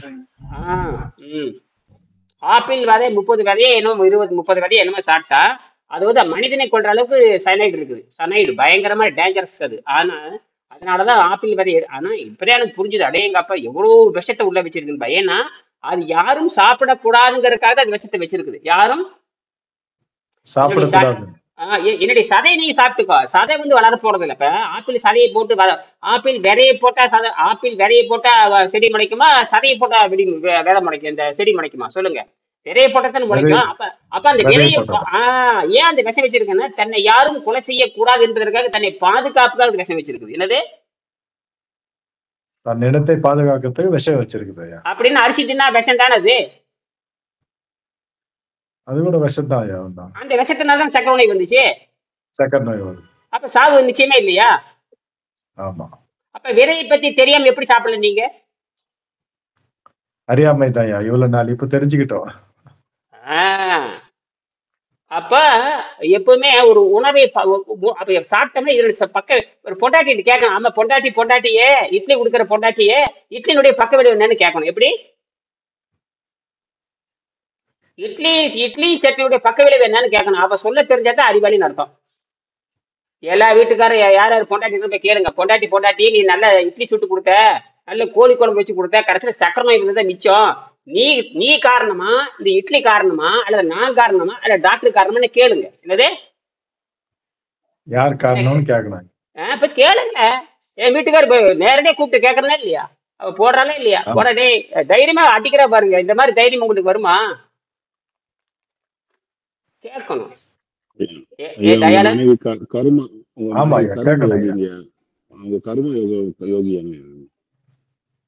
தைரியமா அடிக்கிறாங்க பாருங்க. ஏய் கவலைப்படாதே அப்படிங்குது. என்ன சொல்றேன், கவலைப்படாதே நான் பாத்துக்கிறேன் அப்படிங்கிறாங்க. புரியுது? அதனால நாம வந்து குடும்பம் என்பது என்ன கேட்டீங்கன்னா ஆரோக்கியமாக வாழ கற்றுக்கொள்ள வேண்டும். என்னது ஆரோக்கியம்? கேள்வி கேட்கணும். இதனால ஏன் அந்த நோய் வருது? நீங்க வெள்ளைக்காரன் போய் கேட்காதீங்க. பிளட் டெஸ்டே நீங்க பண்ணாதீங்க. என்னது பிளட் டெஸ்ட் வேண்டாம், ஒரு புடலை டெஸ்ட் வேண்டாம். இதெல்லாம் தப்பு அடிப்படையில். ஏன்னு கேட்டீங்கன்னா எல்லாத்துக்கும் டிஎன்ஏ வேற, எல்லாத்துக்கும் டிஎன்ஏ வேற. புரியுதா? உங்க கைரேகை எப்படி வேறையோ, இப்ப எத்தனை பேர் வந்திருக்கிறீங்க? திருலோகர் இருக்காரு, ரவி இருக்காரு, தயானந்த் இருக்காரு, இப்ப யாரு விஆர்ன்னு யாரு நம்பியார்னு ஒருத்தர் இருக்காரு, அவரு சென்னையில உட்காந்துட்டு இருக்காரு. இது எல்லாமே வெவ்வேறு ரேகை. இந்த வெவ்வேறு ரேகை பயோமெட்ரிக் வேற மாதிரி, உங்களுக்கு பயோ கெமிஸ்ட்ரி வேற. எல்லாத்துக்கும் பயோ கெமிஸ்ட்ரி வெவ்வேறு தான். அதை இங்க இப்ப நீங்களால எந்த வகையில சமமே கிடையாது. புரியுதா? சுத்தப்படுத்துறதுல மட்டும்தான் சமமா வர்றோம். என்னன்னா நீங்களாலும் சமம் கிடையாது. நீங்கள் வேறு, நான் வேறு. புரியுதா? ஏதோ ஒரு ஆரோக்கியத்தில் ஒன்று சேருவதற்காக ஒன்றை தற்காலிகமா ஒன்று கூடியிருக்கு. இது நிரந்தரமான ஒண்ணு நம்ம சேர போறதில்லை. இதெல்லாம் வந்து நீங்கள் இந்த கலையில நீங்க தான் எடுத்துட்டு போகணும்னா, நீங்கள் தான் நினைத்தால் எடுத்துட்டு போக முடியும். நான் நினைத்தால் எடுத்துட்டு போறது என்பது வேறு. இது உண்மையை உணர்ந்தீங்கன்னா நீங்க தான் தலையை எடுத்துட்டு போகணும். அடையாட இப்ப ஏற்பட்ட ஒரு ஆரோக்கியத்தை கண்டுபிடிச்சு வச்சிருக்காங்களே அப்படின்னு நீங்க தான் தலையை எடுத்துட்டு போகணும். அதுதான் உலகத்துக்கு நன்மையை தவிர இனியனுக்கு ஜாலரா அடிக்கிறதெல்லாம் இங்க தேவையில்லை. இனியனுக்கு ஜாலரா அடிக்கிறதெல்லாம் இங்கே தேவையில்லை. நீங்க எது உணர்ந்தீங்களோ, எது உண்மையோ அதை நீங்க எடுத்துட்டு போகணும். புரியுதா? நான் இருப்பேன், போயிருவாங்க. என்னுடைய வீடியோ இருக்கும், என்னுடைய வெங்கடேசன் எழுதிய அந்த நூல் இருக்கும், வெங்கடேசன் கண்டுபிடிச்ச அந்த அறிவியல் இருக்கும், நன்மை பெற்றவங்க இருப்பாங்க. நான் இன்னைக்கு இருப்பேன், நாளைக்கு போயிடுவேன். நாளைக்கு மனசு மாறிடுச்சுன்னா நாளையோட க்ளோஸ். இந்த கூகுளும் வேண்டாம், மீட்டிங் வேண்டாம், ஒரு நிமிஷம் முடிவெடுத்துட்டா மொத்தமா முடிஞ்சது கதை. அந்த மாதிரி மனம் வரும் எங்களுக்கு. எப்படி வரணும், ஏன்டா இப்படி சொல்லி ஏன்டா போறேன்னு ஒரு நாளைக்கு மனம்லாம் வரும். அப்படி வரும்பொழுதுதான் வள்ளலார் மாதிரி முடிவெடுத்துட்டு ஓடிடுறது. வள்ளலார் திடீர்னு காணா போயிடுவாரு. அப்புறம் வந்து ஆதிசங்கர் திடீர்னு காணா போயிடுவாரு. அப்புறம் வந்து மாதிரி இன்னும் யார் இயேசுநாதர் திடீர்னு காணா போயிடுவாங்க. அவ்வளவுதான், வந்த வேலையை முடிஞ்சுட்டுருவாங்க. என்னது அப்படிதான் அதெல்லாம் நடக்கலாம். ஆனால் அதெல்லாம் போகாம இருக்கிறதுக்கு தான் என்ன பண்றோம்னா, ஏதாவது ஒண்ணு பேசி கீசி சரி பண்ணி எங்களுக்குள்ளேயே ஒரு கிறுக்க உண்டாக்கி அப்படி ஒரு கான்டாக்ட் வச்சுக்கிறது. உங்களோட தயாரில் ஒரு கான்டாக்ட் வச்சுக்கிறது, ரைட் இப்படி கான்டாக்ட் வச்சுக்கிறது. ஏதாவது ஒரு பணம் கொடுத்துருக்காங்க இல்லையா, அதுக்காக சொல்லி கொடுக்கறது. ஐயோ நம்மளுக்காக சொன்ன வழியில கேட்கறாங்கிறதுக்காக ஒரு பந்தத்தை உருவாக்குறது. இந்த மாதிரி போலி பந்தத்தை உருவாக்கி எங்களுக்குள்ளேயே என்ன பண்ண வேகத்தை குறைச்சிக்கிறது. வேகத்தை குறைச்சிட்டு எப்படியாவது தெரிஞ்சுட்டு போகுமே அப்படின்னு சொல்றேன். ஏன்னா இந்த உண்மை யாரும் சொல்ல முடியாது. யாருமே சொல்ல மாட்டாங்க, சொல்லவும் தெரியாது. ஏன்னா தமிழ் இருந்துதான் பாரு மும்மொழி கொள்கைன்னு போட்டு நான் ஆட்டம் ஆடிட்டே இருக்கேன். அதெல்லாம் அடிப்படையே தப்பானது. தாய்மொழி தன்மை என்பது ஒரு குழந்தைக்கு தாயிட்ட ஒரு மொழி கத்துக்குது, அது தாய்மொழி. அதுக்கப்புறம் தமிழ் மொழி தான் எழுத்து மொழியாக வர வேண்டும். இவ்வளவுதான் விஷயமே. இந்த மூக்கோசைக்கு மட்டும் சமஸ்கிருதத்தை பயன்படுத்திக்கலாம், வேற எதுவும் தேவையில்லை. உலகத்துல மொழிச்சுமை அதிகமாச்சுன்னு பைத்தியம் பிடிக்குங்க. மொழிச்சுமை அதிகமாகவே கூடாது. என்னது மொழிச்சுமை அதிகமாக? எதுக்கு இத்தனை மொழி பத்தி என்ன ஆரோக்கிய கத்துக்க போறேன்னு கேட்கறேன். 100 மொழி படிச்சு அறிவாளியான்னு கேட்கறேன். ஒரு மொழி படிச்சாவே ஒழுக்கமா நடக்கிறது. 7 மொழி படிச்சு என்ன பண்ண போற?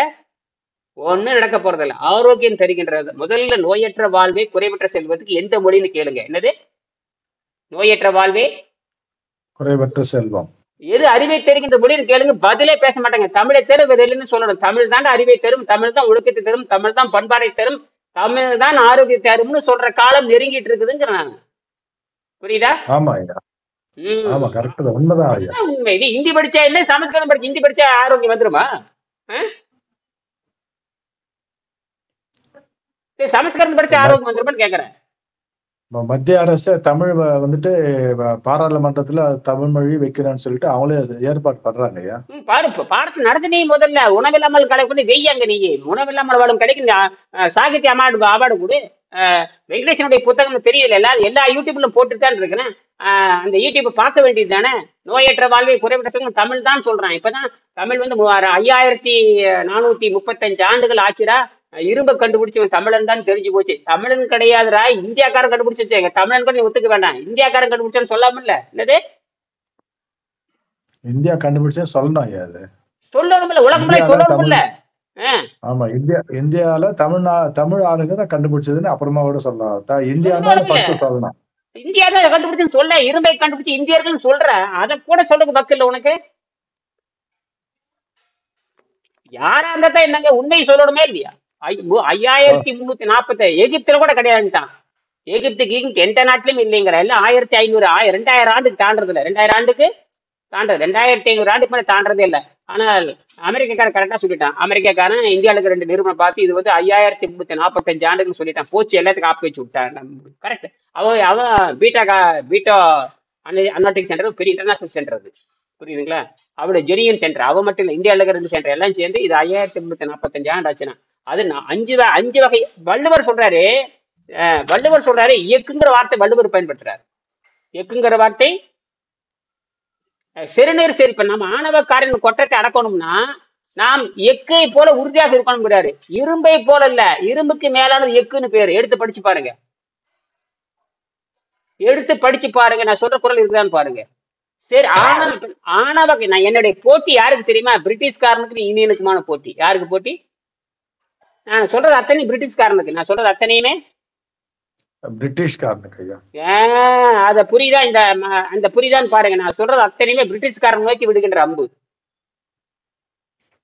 நான் யார நோக்கி அம்பு விடுறேன் உங்களுக்கு புரியுதா? புரியுதுங்க. அத்தனையே நீங்க பேசுற தலைப்பு நீங்க பண்ற யூகம்ல தப்பு. நான் சொல்றது நேரம் பிரிட்டிஷ்காரரை போய் அடிக்கிறேன். எங்க அடிக்கிறேன் அது யாருக்குமே புரியாது. நான் பிரிட்டிஷ்காரனை திட்டுறது அவனுக்கு தெரியாது, அவனுக்கு மொழியும் தெரியாது. என்னது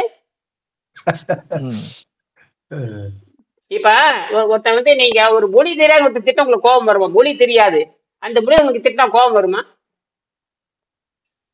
மொழி தெரியலன்னா திட்டினா தெரியாது, கோபம் வராது ஐயா. இப்ப நான் வந்து தெலுங்கு நாட்டுக்கு போறேன், அல்லது கன்னட நாட்டுக்கு போறேன், அல்லது மலேசியா போறேன், சிங்கப்பூர் போறேன். அங்க போய் கஜாம் காய் பூஞ்சி என்னை போய் சத்தப்படன்னு வச்சுக்க, என்னவோ சொல்றேன் நான் போட்டு போயிட்டே இருப்பேன். அப்படிதானே? அதே மாதிரிதான் வேற ஏதாவது இங்கிலீஷ்ல போட்டு கண்ட்ரி ஃப்ரூட்டு, அப்புறம் அந்த ஃப்ரூட்டு இந்த கண்ட்ரி ஃப்ரூட்டு ஏதாவது சொன்னா தான் அவனுக்கு புரியும். அதெல்லாம் அங்க பேச எனக்கு அது பேசவும் தெரியாது எனக்கு. ஆக இன்னொன்னு எப்படின்னா, இந்த மெடிசனை பத்தி பேசினால எந்த மெடிசன் அவன் குழம்பிட்டே இருப்பான். மெடிசன்கிறானே எந்த மெடிசன்ரா அப்படின்பாங்க. நம்ம மெடிசனா இந்தியன் மெடிசனா அவன் அப்படி வேற குழம்பிட்டு இருப்பான். ஆனால் இது டாக்டர் கொடுக்குற ஸ்டேட்மெண்ட் என்ன சொல்றேன்னா, அதாவது total reliance and pills, potions, medicines, herbals cures merely perpetuate the problem by suppressing the symptom-ங்கிறான். இதே மெடிக்கல் டாக்டர் தான் சொல்றான். மருந்துகள் மாத்திரைகள் இதோட நிறுத்த போறேன். மருந்துகள் மாத்திரைகள் மூலிகைகள் இவற்றை முழுக்க நம்பி இருப்பது தவறு. அது நோயை அழுத்தி வைத்து, அதாவது நோயின் அறிகுறிகளை அழுத்தி வைத்து நோய்களை அதிகமாக்குவதில் மருந்து மாத்திரைகள் ஈடுபடுகின்றன அழகா அடிக்கணும். இதுக்கு மேல என்ன டெபினிஷன் கொடுக்க முடியும்? நான் சொல்லல, அலோபதி டாக்டர் கொடுக்குற ஸ்டேட்மெண்ட். அலோபதி டாக்டர் இல்ல, மெடிசினா இதுதான் பண்ணும். மெடிசினாவே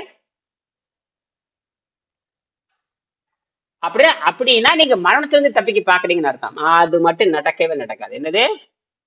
அப்ப உங்க நோக்கம் வந்து சாகாம இருக்கிறது தானே? அதே எங்க அப்பா என்ன ஒரு லாபம் எல்லாத்துக்கும். மருந்து எதுக்காக நீங்க சாப்பிடுறீங்க? சாகாம இருக்கிறதுக்கு தானே. ஏங்க தயாளன் சொல்லுங்க, மருந்து எதுக்கு சாப்பிடுறது? சாகாம இருக்கிறதுக்கு இல்லையா? அப்படித்தானே? அந்த மாதிரி சொல்லி கொடுக்குறாங்க அவங்க. நான் நேரடியா கேள்விக்கே வர்றேன், நான் நேரடியா பேசுவோம். மருந்து சாப்பிட்டா சாகாம இருக்கலாம், அப்படித்தானே? அப்படியே வச்சுங்க, பொதுவா பேசுங்க, அப்படித்தானே? அப்படின்னு சாகாம இருக்கிறதுக்கு அதாங்க. அது அப்ப எதுக்குமா இருங்க எதுக்குமா அப்ப எதுக்கு மருந்து சாப்பிடணும்? அதுக்கு பேர் என்ன? சாகாம இருக்கிறது தானே. என்ன அதாங்க கேட்ட கேள்வி? அதாங்க எனக்கு ரவி பெருமாள் சாகாம இருக்கிறதுக்கு தான் மருந்து, அதான அர்த்தம். கரெக்டா சொல்றாரு பாருங்க, அதான் சொல்றாரு பாருங்க. அவரு கம்ப்யூட்டர் இன்ஜினியருக்கு அவர் உட்காந்துருக்காருங்க. அவருக்கு 2 வருஷம் 3 வருஷம் கிட்ட என்னுடைய சீனியர் மாணவர்கள் போய் பாடம் கத்துட்டு வந்திருக்காரு. காரணம் நான் லூசு பயலுக்கு போகாதுன்ட்டு நான் அவர்கிட்ட நான் லூசு பயலுக்கு போகாதுன்ட்டு. எங்கிட்ட படிச்சவன் அத்தனை பேர் லூசுன்னு சொல்லியிருக்கேன். எங்கிட்ட படிச்சவன் 98 பேர் லூசு. இதை விட என்ன சொல்ல முடியும்?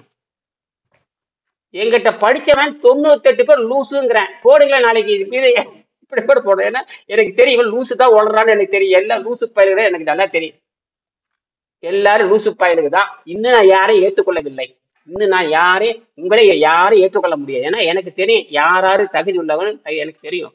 அது வாத்தியார் தான் சொல்ல முடியும், வாத்தியார் தான் அளவிட முடியும். சும்மா எல்லாரும் இல்ல கம்ப்யூட்டரா என்ன பூர்வ பாஸ் மார்க் வாங்குறது என்ன? எம்பிபிஎஸ்ங்கிற ஒரு படம் வந்துச்சு, கமலஹாசன் நடிச்சான். ஏதோ என்னமோ படம், எம்பிபிஎஸ் டாக்டர் என்னமோ படம் நடிச்சானே, அந்த மாதிரி இது கிடையாது. புரியுதுங்களா? அது வந்து யார் வேணா எழுதி. இது அப்படி இல்லை. ஆரோக்கியங்கிறது பரிணாமத்தை அடிப்படையாக கொண்டது. ஜீரநீர் சுரந்தாலே மரணம் நிச்சயம்னு சொல்லுவது. ஜீரண நீர் சுரந்தாலே மரணம் நிச்சயம் என்பது அது பரிணாம அறிவியல் உண்மை. அதை வந்து வெள்ளைக்காரன் உடம்பு ஆராய்ச்சி பண்ணிட்டு அதுக்கு பேர் என்னதான் வச்சுட்டான்னு கேட்டீங்கன்னா ஃப்ரீ ரேடிக்கல்னு பேர் வச்சுட்டான். என்னது வெரி டேஞ்சரஸ். என்னது very very dangerous. Free radicals are unstable chemically இன்கம்ப்ளீட்ங்கிறான். கெமிக்கலி இன்கம்ப்ளீட்ங்கிறான். அது கெமிஸ்ட்ரியா கூட ஃபார்மேஷன் ஆக மாட்டேங்கிறான். அதாவது அன்ஸ்டேபிள் கெமிக்கலி இன்கம்ப்ளீட்டட்ங்கிறான். அதுக்கு என்ன அர்த்தம்? கெமிக்கலி இன்கம்ப்ளீட்டட் என்னங்க அர்த்தம்?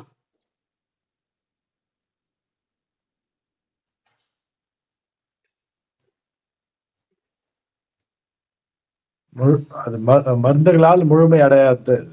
கரெக்டா சொல்லிட்டீங்க. அதாவது வேதியியலாகவும் முழுமை அடையவில்லை, வேதியியலாகவும் முழுமை அடையவில்லை அப்படின்னு அர்த்தம். அதாவது ஒரு வேதிப்பொருளாக கூட அது முழுமை அடையலப்பா அப்படிங்கிறாரு. ரொம்ப கஷ்டம். அது காம்ப்ளிகேட்டட்னு சொல்ற மாதிரி இல்லையா? அது கெமிஸ்ட்ரின்னு சொல்ல முடியாது. அதாவது ஒரு கெமிஸ்ட்ரி ஒரு ஃபார்மேஷன் வரணும். இந்த இந்த ஃபார்முலா இருக்கணும், என்னென்ன மாலிகுல் இருக்கணும்னு சொல்லுவான், என்னென்ன மாலிகுல் இருக்கணும் அதெல்லாம் சொல்லி கொடுத்துருவான். ஆனால் கெமிக்கலாக கூட அறிவிக்க முடியாத அளவுக்கு ஒரு சூழ்ச்சியான ஒரு திரவம் தான். என்னது சூழ்ச்சியான திரவம்? அந்த பசிங்கிற திரவம் தான். அந்த சூழ்ச்சியான திரவத்தை எதுலையுமே சேர்க்க முடியலைங்கிறான். எதுலையுமே சேர்க்க முடியல. அது ஆமா, அதனாலதான் பயங்கர பயம். அதனாலதான் சொல்றேன் அக்கர்ஸ் நேச்சுரலின்டா. தட் இஸ் அக்கர்ஸ் நேச்சுரலின்டா. அது இயற்கையாவே நடக்குதுங்கிறான். அப்ப நான் சொல்றேன் இயற்கையா நடக்குது, அதைத்தான் நாங்க மாத்துறோம். என்னது அதைத்தான் மாத்துறோம். அதை மாத்துக்கும் பொழுது நீங்க யாருக்கு வைத்தியம் பாக்குறீங்க தெரியுமா? இயற்கையாவே மரணத்துக்கு நீங்க வைத்தியம் பாக்குறீங்க. எதுக்கு வைத்தியம் பாக்குறீங்க? மரணத்துக்கு வைத்தியம். மரணத்துக்கு வைத்தியம் பாக்குற ஆள்கிட்ட போய் நீங்க என்னென்னமோ கற்பனை பண்றீங்க. இதெல்லாம் என்ன சாதாரண விஷயம்னு கேட்கறாங்க. இதுதான் தத்துவ விசாரணை. நோயற்ற வாழ்வை குறைவற்ற செல்வம். இப்ப உங்களுக்கு பாத்தீங்கன்னா கிட்டத்தட்ட 27 மணி நேரத்துக்கு ஒரு சக்கர நோயாளிக்கு 24 மணி நேரத்துக்கு பட்னி போட்டாச்சு. ஏன் மயக்கம் வரல, கிருகல் பொருள் சோறு வரல? இதெல்லாம் வந்திருக்கணும் இல்ல? இதுக்கு முன்னாடி சொன்னா ஒத்துக்குப்பீங்களா? ஏடா கிறுக்கன் இருப்பீங்க. நீ பாத்து ஏடா கிறுக்கண்டா அப்படின்னு இருப்பீங்க. இனியன் ஒரு கிறுக்கன்னு சொல்லியிருப்பீங்க. ஏன் முன்னாடி உட்காந்துருக்கிறீங்க, ஏன் மயக்கம் வரல? இதெல்லாம் பதிவாகிட்டு இருக்கு. ஏன் உங்களுக்கு மயக்கம் வரல, ஏன் கிறுகிறுப்பு வரல? ஏன்னா எங்கிட்ட வந்து நிறைய பேர் சக்கர நோயே கிடையாது, எவனோ சொல்றான் சக்கர நோயே கிடையாது அப்படின்னு சொல்லிட்டேன். புரியுதா? அவர் நீங்க பார்த்து சக்கர நோய் நீங்க சொல்றீங்க, நீங்க தான் உங்களுக்கு சக்கர நோய்னு சொல்றீங்க. நான் அப்படி கிடையவே கிடையாது. ஏன்னா எங்களுடைய தத்துவம் என்பது சிகிச்சையும் ஒன்றுதான், நோயும் ஒன்றுதான். என்னது சிகிச்சையும் ஒன்றுதான், நோயும் ஒன்றுதான். அதுக்கு அத்வைதல சொல்லிட்டா, அத்வைதல சொல்றோம்னா சிகிச்சை அதுவைதா, ரோகா அதுவைதா எழுதி வச்சுக்கங்க. சிகிச்சை அதுவைதா, ரோகா அதுவைதான்னு பேரு சமஸ்கிருதத்துல. தமிழ்ல சிகிச்சையும் ஒன்றே, நோயும் ஒன்றே. இதான் சொல்ல விளக்கம் தேவையா? நீ என்ன பண்ணி இருக்கிற? 38 நோய்களுக்கு 38,000 டாக்டர் வச்சுக்கிற. 38 நோய்க்கு 38,000 டாக்டர் இல்லையா? அப்படின்னா உங்களுக்கு மொத்தம் நீங்க 10 வருஷத்துக்கான சம்பளத்தை நீங்க கொடுக்கணும். யாரு? நாராயணனுக்கு வந்து 10 வருஷத்துக்கான சம்பளத்தை எனக்கு கொடுக்கணும். அந்த அளவுக்கு நீங்க வந்து ட்ரீட்மெண்ட் பணம் கொடுத்தாங்க. புரியுதா? வெள்ளைக்காரன் கணக்குப்படி பார்த்தா ஒவ்வொரு நோய்க்கு நீங்க எனக்கு பணம் கொடுத்தாங்க. சாதாரண விஷயம் இல்லை. இது மரணத்தையே எதிர்க்கிற விஷயம். என்னது? இதைத்தான் வள்ளலார் என்ன சொல்றாரு கேட்டீங்களா? வள்ளலாருடைய சூட்சமத்தை புரிஞ்சுக்கணும். நீங்க பசி தாகத்தை நீ வென்றாலே மரணத்தை வென்றாய் என்று பொருள். அதுதான் அவர் சொன்னது. என்னது? மரணத்தை வென்றார் பொருள். அதுதான் அவர் சொன்னாரு. அது புரியல, யாருக்குமே புரியல. ஆனால் அவர் வந்து விருப்பத்தில் தான் அந்த அணுவாக மாறி சென்று இருக்க வேண்டும். அப்படி சொன்னவரு உடம்ப மாத்திட்டு போயிட்டாரு. உடம்ப மாத்திட்டு அவர் இன்னைக்கும் பார்த்து மிஸ்ஸிங் தான் சொல்றான். கவர்மெண்ட் ரெக்கார்டுல அந்த கவர்னரே பார்த்து வள்ளலாரையும் சரி மிஸ்ஸிங் அப்படின்னு சீல் வச்சிருக்கான். அப்படிதான் சொல்றாங்க எல்லாருமே. அவர் நேரடி அவன் கவர்னர் போய் பார்க்கணும் இல்ல. உள்ள போனாலும் அவன் கவர்னர் வந்துட்ட உடனே என்னையா உள்ள போனா என்ன ஆச்சு? அவன் கவர்னர்ல யாரும் உள்ள பாத்துருக்கேன், என்ன பிரிச்சு ஒன்னையும் காணாம. ரைட், அப்படியே மொத்தமா அவன் என்ன பண்ணிட்டான் தெரியுமா? அந்த ஜிங்க் சீட்டு போட்டு அப்படியே மூடிட்டான். அந்த குடிசைக்கு மேல ஒரு பேக் பண்ணிட்டேன். ஒரு பெட்டிக்குள்ள ஒரு பெட்டி போட்ட மாதிரி. அந்த ஏற்கனவே ஒரு வீடு குடியில் இன்னும் வள்ளலாறு குடியிருந்த வீடு உள்ள அப்படியே தான் இருக்கு. அதுக்கு மேல என்ன பண்ணிட்டு ஒரு வீட்டை கட்டிட்டான். ஒரு குடிசையை போட்டு மேல என்ன பண்ணிட்டான்னு கேட்டீங்கன்னா, அப்ப பார்த்து ஜிங்க் சீட்டுன்னு சொல்லுவாங்க. இப்ப ஜிண்டால் சீட் இருக்குல்ல, அந்த மாதிரி ஜிங்க் சீட்டு அமெரிக்கால இருந்து எங்க லண்டன்ல இருந்து ஜிங்க் சீட்டு கொண்டு வந்து மேல ரூஃப் போட்டு பாதுகாப்பு சீல் பண்ணிட்டு யார் உள்ள போகக்கூடாதுன்னு போயிட்டான். அவன் மிஷிங்னு சொல்லிட்டு போயிட்டான். அதுக்கப்புறம் டாக்டர் மகாலிங்கம் வந்தாரு, பொள்ளாச்சியில் மகாலிங்கம். அவரு என்ன பண்ண, அப்புறம் அதுக்கப்புறம் ஒரு வீட்டை கட்டி ரெடி பண்ணி அவரு 3வது ஒரு பேக் பண்ணிட்டாரு. என்னது? நீங்க போய் பாக்குறீங்க அந்த வீட்டுல ஒண்ணுமே கிடையாது. நானும் தான் வள்ளலார் வாழ்ந்த வீட்டுல போய் நான் ஒரு நாள் இருந்தேன். வள்ளலார் வாழ்ந்த வீடு 7 கிணறு ஒரு இடத்துக்கு போய் பார்த்தேன். அங்கவே பார்த்தா கூட இங்க ஒண்ணுமே கிடையாது. அவர் வள்ளலார் இருந்த விட 7 கிணறு பகுதியில் இருக்குது. 7 கிணறு பகுதின்னு சொல்லுவாங்க. அந்த 7 கிணறு வந்து அந்த எலிசபெத்தை வெட்டி வெட்டி வச்சது அவர் தான். அவர் வந்து திருவள்ளுவர் மேல அவ்வளவு நம்பிக்கை உடையவர். அவர் வீட்டுல போய் நான் போனேன். அரை நாள் கிட்டத்தட்ட அரை நாள் அங்கேயே இருந்தேன். வள்ளலார் வாழ்ந்த இடம் விளையாடுறது சாப்பிட்ட இடத்துல நான் இருந்தேன் நான். அப்ப புரியுதா உங்களுக்கு? அத போய் அங்க போய் கும்பிடு போடுறதுல ஒண்ணுமே கிடையாது. அங்க போய் வள்ளலார் வீட்டை போய் கும்பிடு போடுறது அப்புறம் அதுல ஒண்ணுமே கிடையாது. ஏன்னா இங்க அகத்தூய்மை நடக்காத பொழுது, நீங்கள் உங்களோட உடம்பை நீங்க கோயிலாக மாற்றாத பொழுது, உங்க பசிதாகத்தை கட்டுப்படுத்தி தின்னதெல்லாம் வெளியெடுக்காத பொழுது, உங்கள் உடம்பு இறைவன் ஆலயமாக மாறாது. என்ன மாறாது? மாறாது என்று கூறிக்கொண்டு மற்ற நிறைவு செய்வோம். ஏதோ கேள்வி இருக்கா? சரி சரி வச்சிடலாமா? இது நாளைக்கு சந்திப்போம்.